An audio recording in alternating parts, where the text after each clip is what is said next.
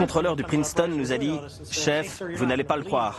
Et il a ajouté « Ce truc est sur le Cap Point ». D'après le commandant, le Tic Tac a accéléré d'une position statique et parcouru environ 100 km en moins d'une minute, soit 6000 km/h. Comment a-t-il fait pour connaître le Cap Point des pilotes et s'y rendre aussi vite? Ce truc a accéléré, disparu et réapparu 100 km plus loin. Alors forcément, on se dit « Waouh, on n'est pas de taille », alors qu'on a certainement les meilleurs avions de chasse au monde. Quoi que ce soit, c'est impressionnant. Je ne sais pas d'où ça vient. Je ne dis pas que ça vient de l'espace, mais ça ne vient pas d'ici non plus. De retour sur le Nimitz, les pilotes expliquent ce qui s'est passé au reste de l'escadre. L'équipage suivant se préparait, et quand on leur a raconté, ils ont dit « C'est une blague ?» Ils ont vu qu'on ne plaisantait pas, et l'officier d'armement a dit « Je vais le trouver ».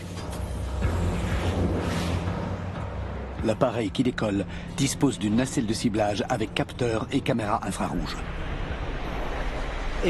Ça a brouillé son radar, mais il a quand même réussi à filmer ces images.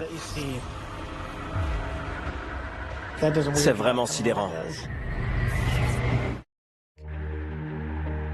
Les pilotes pensent que la séquence filmée plus tard par un autre avion montre le même ovni. C'est l'une des 3 vidéos du département de la Défense rendues publiques grâce à Lou Elizondo. Quand ces 3 films ont été diffusés, la communauté mondiale a été sous le choc, genre incroyable, c'est pas des trucages. Le mouvement qu'on a lancé va changer définitivement notre façon de voir les choses. Aujourd'hui, Lou va demander à 2 spécialistes de l'aéronautique d'analyser les images afin de tenter d'expliquer ces phénomènes. Je vais vous demander de regarder attentivement ces vidéos et de me dire ce que vous en pensez. Les sources de ces vidéos sont sûres. Elles sont issues du département de la Défense. Le lieutenant-colonel Chris Cook, aujourd'hui à la retraite, était un pilote de chasse de haut niveau qui a volé dans les avions les plus sophistiqués.